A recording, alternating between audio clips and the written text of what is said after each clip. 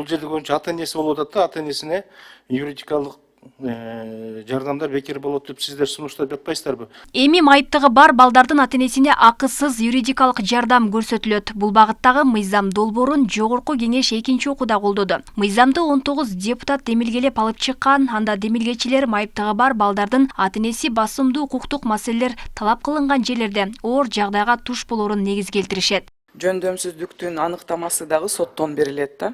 Анан ошол эле учурда камкорчулугу дагы опекун аныкталат да.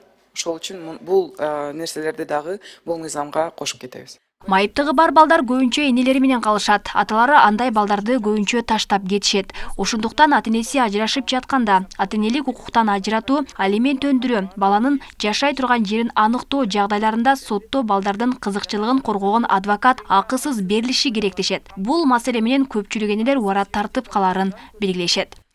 Юридикалык жардам ден соолугунун мүмкүнчүлүктөрү чектелүү балдарын жана алардын ата энелеринин укуктарын коргоого, аларга бардык тиешелүү жеңилдиктерди жана кепилдиктерди камсыз кылуу үчүн зарыл. Акысыз юридикалык жардам көрсөтүү социалдык адилеттүүлүктүн жана жарандардын кыйла алсыз категорияларына кам көрүүнүн көрүнүшү болуп саналат. Ош облусунун тургуну Бурайла Бекишова аталган мыйзамды колдоого алууда. Анткени муктажчылык күч экенин билдирет. Бекишованын ден соолугунун мүмкүнчүлүгү чектелген 15 жаштагы баласы бар. Баласы өз алдынча жүрө албагандыктан кароого муктаж. Ал үчүн жеке ассистенттик кызмат акы деп ай сайын 9000 сомдун тегерегинде алат. Бирок ал каражатты алуу үчүн да документ тапшыруу бир топ көйгөйдү жаратып, юристтердин жардамына муктаж болоорун айтат.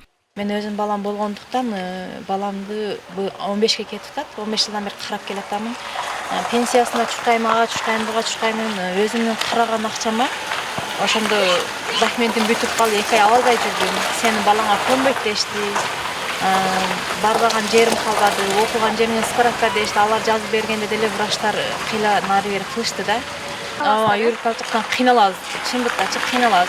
Ошол жактан бизге акысыз жардам болсо жакшы болот.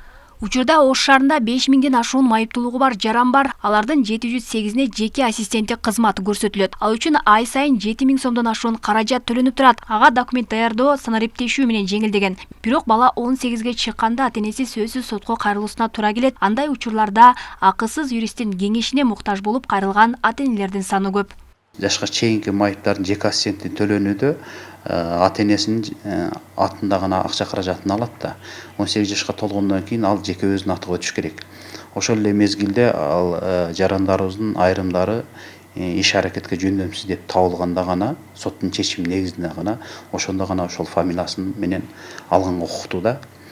Ошол себептен жанагы юристтерди биз ошол мезгилде керек болгон учурлар болуп калып атат да. Биз жеке ассистенттерди ошол аракетке жөндөмсүз деп соттун чечими чыкканга чейин биз 6 ай күтөбүз. 6 ай ичинде ошол чечим чыкса, биз ошол 6 айлыгын толук кандуу төлөп беребиз. Эмне үчүн юристтер керек деп атабыз? Болгону жанагы аракетке жөндөмсүз деген учурда гана юристтер керек болуп калат да. Сунушталып жаткан мыйзамда мүлк талашкан учурда майыптыгы бар, баласы бар энелерди мамлекеттик төлөмдөн бошотуу да каралган. Эмгек социалдык камсыздоо жана миграция министрлигинин маалыматына караганда, Кыргызстанда майыптыгы бар балдардын саны 37.000ден ашуун. Анын ичинен 15.000ге жакыны бирөөнүн багуусуна жана көзөмөлүнө муктаж. Алмагүл Эрке Байгызы, Шахрух Эминжанов, Адилбек Абдакимов, Ош ТВ.